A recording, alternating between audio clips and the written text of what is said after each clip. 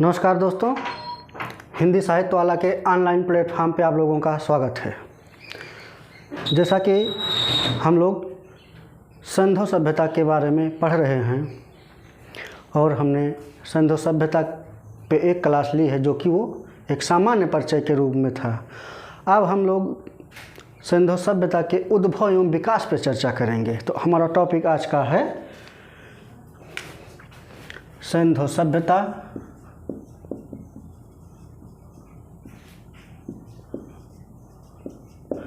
सिंधु सभ्यता का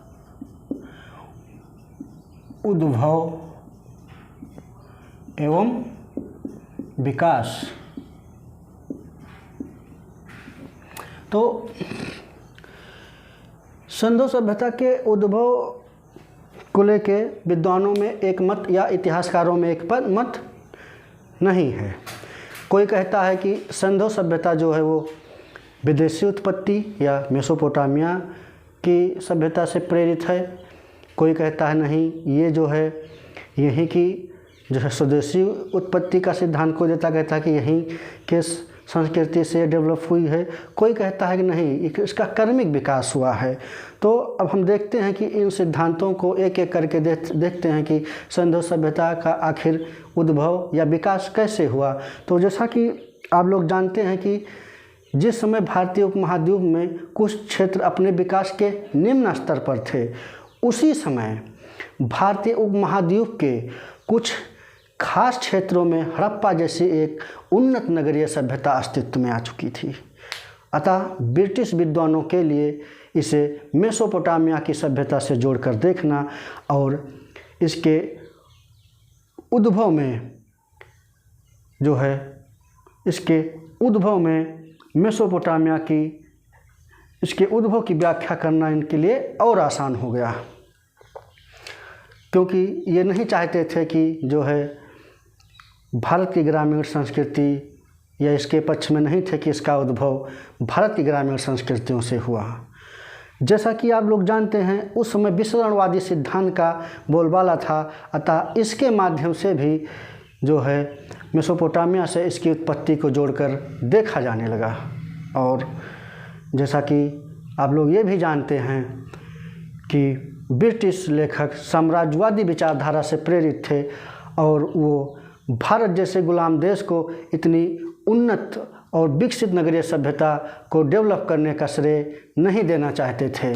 तो अब हम देखते हैं कि ये जो ब्रिटिश विद्वान कह रहे हैं कि या इसके उद्भव की व्याख्या मेसोपोटामिया की सभ्यता से जोड़ कर देख रहे हैं, तो देखते हैं कि ये मेसोपोटामियाई उत्पत्ति का सिद्धांत क्या है। तो सिंधु सभ्यता के उद्भव में मेसोपोटामियाई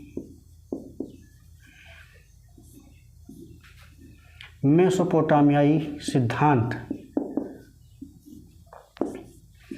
अगर हम मेसोपोटामियाई सिद्धांत की बात करें तो जो इस वर्ग के ब्रिटिश विद्वान हैं, उन्होंने कहा कि ये सभ्यता मेसोपोटामिया सभ्यता के माध्यम से डेवलप हुई है। अगर एक ब्रिटिश विद्वान क्रेमर की बात करें तो क्रेमर कहता है कि मेसोपोटामिया से ही हड़प्पा सभ्यता में लोगों का प्रव्रजन हुआ है। तो क्रेमर नामक ब्रिटिश विद्वान कहता है कि मेसोपोटामिया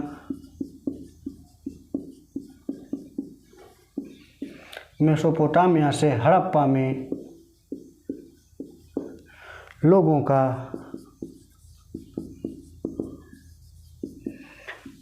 अप्रव्रजन हुआ। इसका कहने का मतलब है कि मेसोपोटामिया से ही लोग हड़प्पा में आए और यहाँ एक उन्नत सभ्यता का विकास किया। इसी विचारधारा का समर्थन अन्य विद्वान जैसे मैके मार्टिमर हुइलर और गार्डन चाइल्ड ने भी किया। लेकिन यहाँ अंतर इतना था कि जहाँ अन्य विद्वान जनसंख्या के प्रवास की बात कर रहे थे, वहीं मार्टिमर हुइलर महोदय कहते हैं कि नहीं, यहाँ जो है इस सभ्यता में विचारों का आयात हुआ।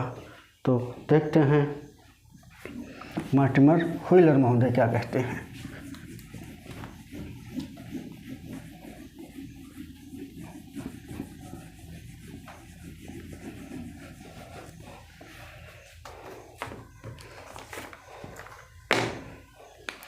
क्रेमर की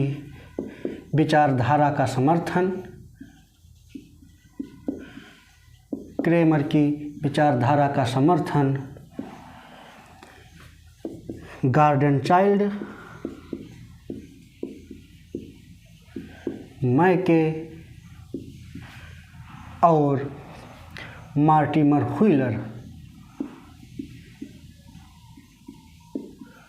हुइलर ने किया। लेकिन यहाँ अंतर इनके विचारों में ये देखने को मिलता है कि जहाँ अन्य विद्वानों ने जनसंख्या के प्रवास की बात की तो हुइलर महोदय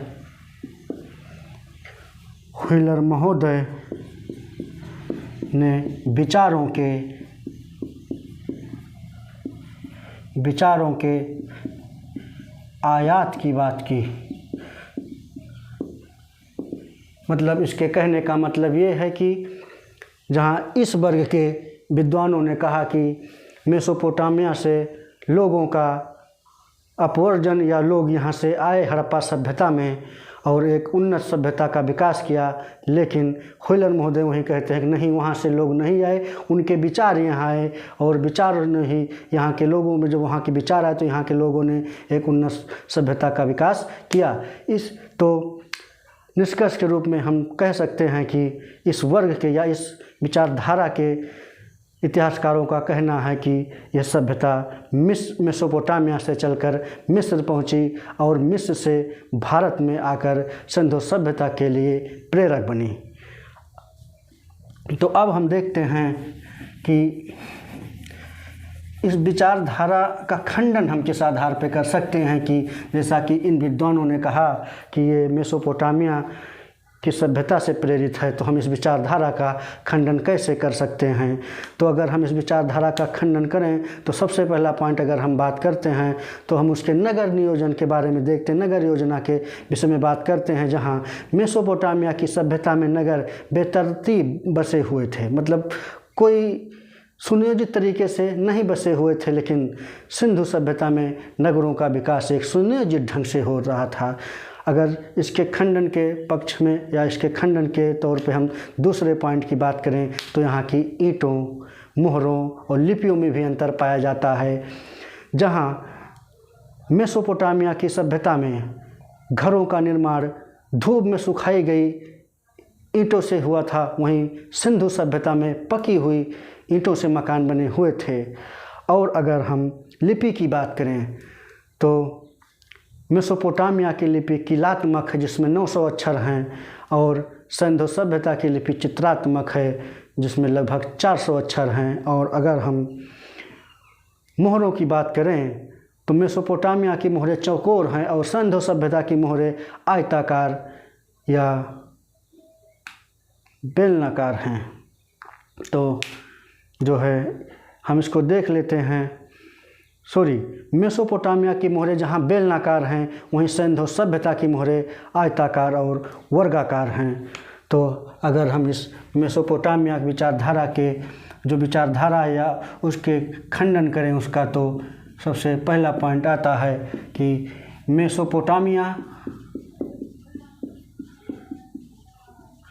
मेसोपोटामिया में नगर बेतरतीब ढंग से बसे हुए थे।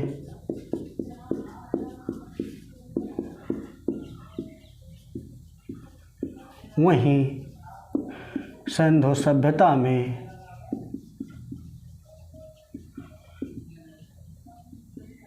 नगरों का विकास सुनियोजित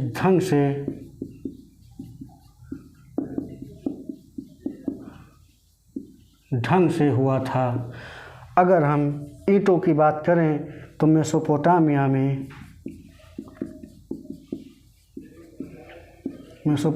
में मकान धूप में सुखाई गई ईंटों से बने थे। वहीं हड़प्पा सभ्यता में मकान पकी ईंटों की सहायता से बने हुए थे। और यहाँ मेसोपोटामिया की लिपि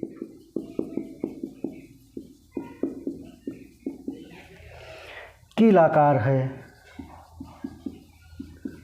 और सिंधु सभ्यता की लिपि या सिंधु लिपि चित्रात्मक है। नोट करते चलिए आप लोग। और अगर हम फिर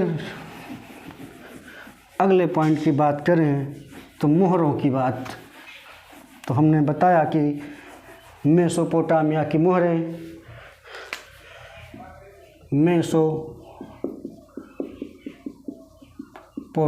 की मोहरें बेलनाकार हैं। वहीं सिंधु मोहरें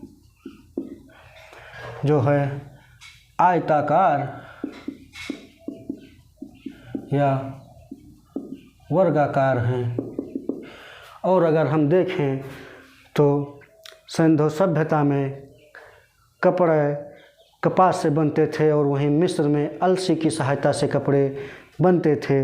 और सिंधु सभ्यता में जो मृदभांड पाए गए हैं वो लाल या गुलाबी रंग के हैं, उसमें काले रंग की चित्रकारी की हुई है। लेकिन मेसोपोटामिया की सभ्यता में मृदभांडों पर केवल चित्रांकन हुआ है।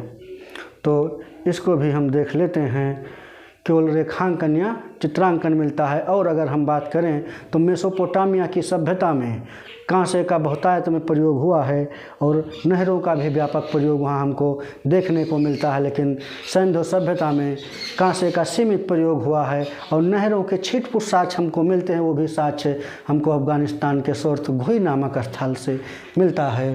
तो देखते हैं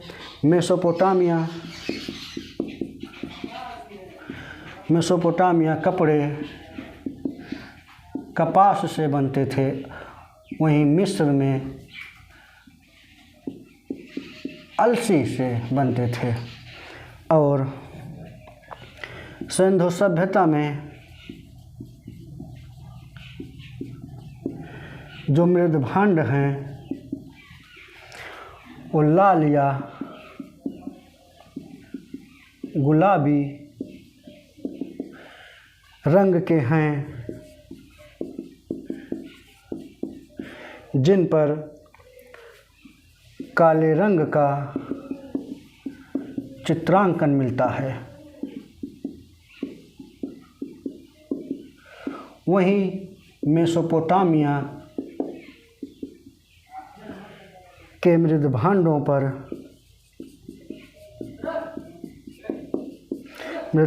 पर केवल रेखांकन किया गया है।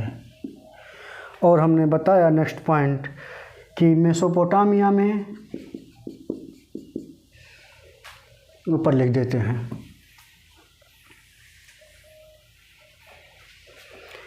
मेसोपोटामिया में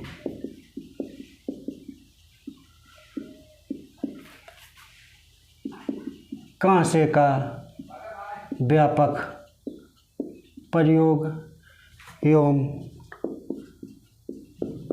नहरों का भी व्यापक प्रयोग हुआ है। वहीं सिंधु सभ्यता में कांसे का सीमित प्रयोग और नहरों के छिटपुट उदाहरण हमको देखने को मिलते हैं, वो भी अफ़गानिस्तान के सोर्तुघोई नामक स्थान से। तो ये था मेसोपोटामिया, आप लोग नोट करते चलिए।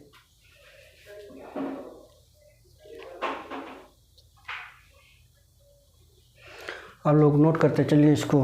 तो इस प्रकार हम जो है सिंधु सभ्यता के उद्भव में मेसोपोटामियाई उत्पत्ति के सिद्धांत का खंडन करते हैं। तो इससे ये सिद्ध होता है कि सिंधु सभ्यता जो है मेसोपोटामिया की सभ्यता से प्रेरित नहीं थी।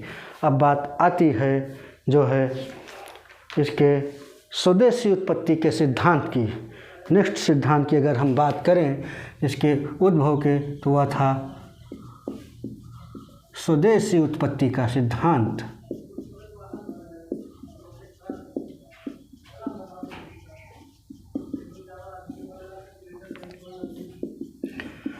तो इस वर्ग के इतिहासकारों का मानना है कि सिंधु सभ्यता आयाती सभ्यता नहीं थी, जबकि ये यहीं की देसी संस्कृति से इसका विकास जो है हुआ था, या भारत की देसी संस्कृति इसकी कोख से ही इसका विकास हुआ था। और इस विचारधारा के समर्थक इतिहासकार जो हैं वो कहते हैं कि ये सभ्यता जो है वैदिक आर्यों के द्वारा विकसित की गई। और बी लाल महोदय कहते हैं कि वैदिक आर्य एवं सिंधु सभ्यता के लोग एक ही थे। तो देख लेते हैं कि इस वर्ग के इतिहासकारों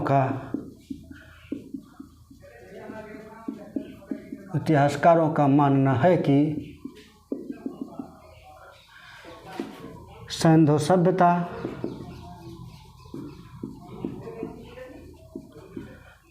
आयातित नहीं थी, मतलब ये किसी अन्य सभ्यता से प्रेरित नहीं थी या किसी विदेशी सभ्यता से प्रेरित नहीं थी, बल्कि इसका विकास देसी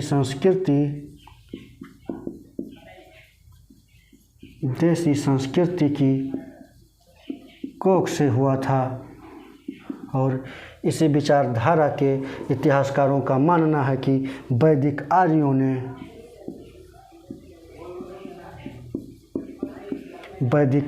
ने इस सभ्यता का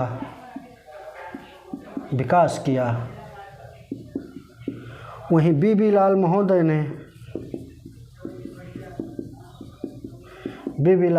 महोदय का कहना है कि वैदिक आर्य और हड़प्पा वासी एक ही थे। लेकिन अगर हम इसके विरोध में कुछ तर्क प्रस्तुत करना चाहें तो इसका भी खंडन हो जाता है कि ये स्वदेशी उत्पत्ति का सिद्धांत भी खारिज हो जाता है। तो हम देखते हैं, आप लोग नोट करते चलिए इसको।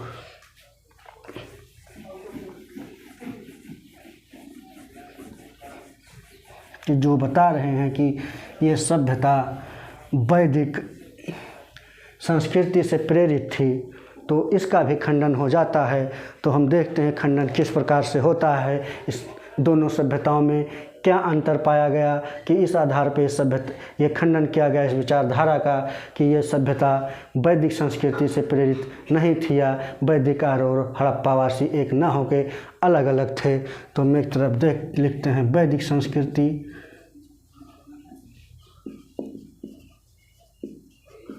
और इधर लिखते हैं हड़प्पा सभ्यता।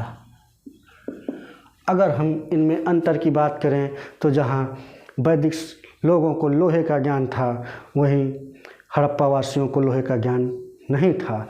वैदिक संस्कृति में लिपि का प्रचलन नहीं था, जो है केवल श्रुतिजन्य साहित्य था, या जो श्रुतिजन्य साहित्य के माध्यम से वहाँ ज्ञान या जो भी काम होता था लिखा पढ़ी वाला, उस केवल श्रुतिजन्य साहित्य के आधार पर होता था।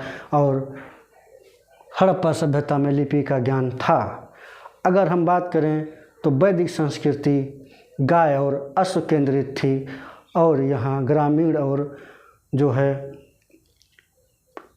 और कृषि प्रधान थी। वहीं हड़प्पा सभ्यता नगरीय एवं जो है व्यवसाय प्रधान थी, जहाँ गाय की अपेक्षा वृषभ ज़्यादा महत्व के थे। और वैदिक संस्कृति में मूर्ति पूजा, लिंग पूजा और योग का प्रचलन नहीं था, लेकिन हड़प्पा सभ्यता में मूर्ति पूजा, लिंग पूजा और योग का प्रचलन था। और मूर्ति पूजा की शुरुआत तो हड़प्पा सभ्यता से ही मानी जाती है। तो देखते हैं अंतर क्या था। पहला अंतर हमने बताया कि इनको लोहे का ज्ञान था, इनको लोहे का ज्ञान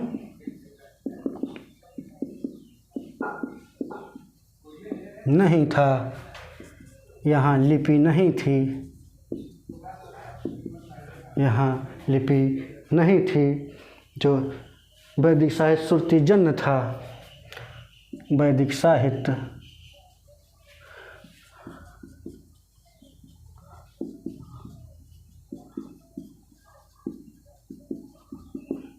यहाँ पे लिपि का प्रचलन था। हालांकि लिपि अभी तक पढ़ी नहीं जा सकी है। नेक्स्ट पॉइंट की अगर हम बात करें तो यह वैदिक संस्कृति गाय एवं अश्व केंद्रित थी और ये ग्रामीण एवं कृषि प्रधान थी। और हड़प्पा सभ्यता नगरीय एवं व्यवसाय प्रधान थी और यहाँ गाय की अपेक्षा वृषभ ज़्यादा महत्व के थे, वृषभ ज़्यादा महत्व के थे। नेक्स्ट पॉइंट की अगर हम बात करें तो लिंग पूजा, मूर्ति पूजा एवं योग का प्रचलन यहाँ नहीं था। और अगर हड़प्पा सभ्यता में बात करें, लिंग पूजा, मूर्ति पूजा एवं योग का प्रचलन था। और माना जाता है कि मूर्ति पूजा की शुरुआत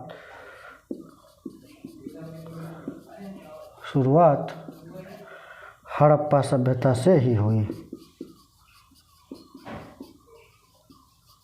आप लोग इसको नोट करिए या स्क्रीनशॉट ले लीजिए। तो इस आधार पर भी जो है इस सिद्धांत का भी खंडन होता है कि वैदिक संस्कृति से सिंधु सभ्यता प्रेरित थी या वैदिक आर्यों ने ही सिंधु सभ्यता का विकास किया था। अगर हम नेक्स्ट सिद्धांत की बात करें तो आता है द्रविड़ उत्पत्ति।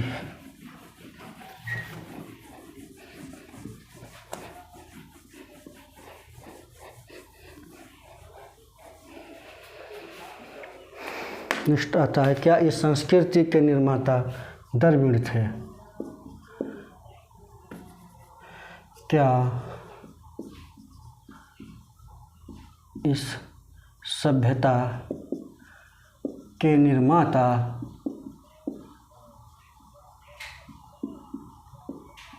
द्रविड़ थे?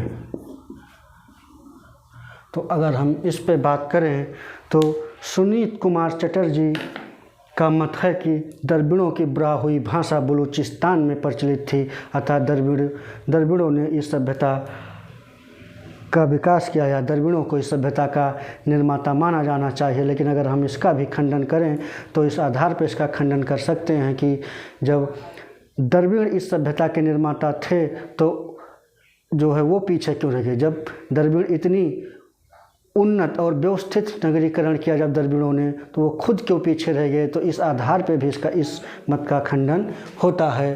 तो सुनीत कुमार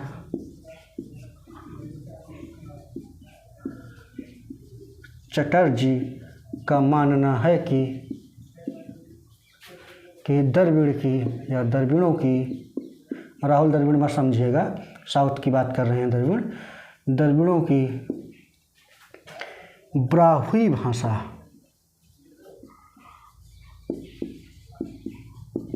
द्रविड़ों की ब्राह्वी भाषा बलूचिस्तान में प्रचलित थी, अतः द्रविड़ को इस सभ्यता का निर्माता मानना चाहिए। अगर हम इसका भी खंडन करें तो ये बात उभर कर आती है कि जब द्रविड़ों ने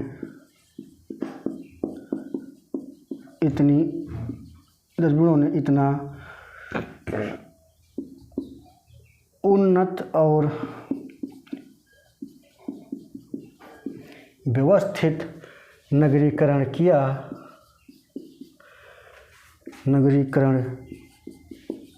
किया तो खुद क्यों पीछे रह गए, या अपने यहाँ उन्होंने इतना विकसित नगरीकरण क्यों नहीं किया। तो ये भी मत खारिज हो जाता है। अगर हम बात करें फेयर सर्विस और रोमिला थापा जैसे इतिहासकारों की, तो इनका मानना है कि बलूची ग्रामीण संस्कृतियों से ही सिंधु सभ्यता का जन्म हुआ।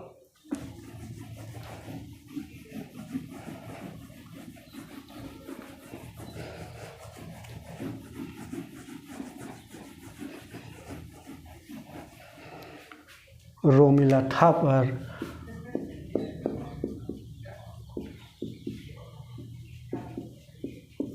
और फेयर सर्विस, इनका मानना है कि बलूची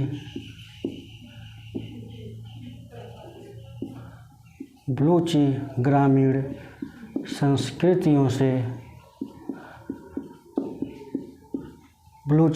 संस्कृतियों से इस सभ्यता का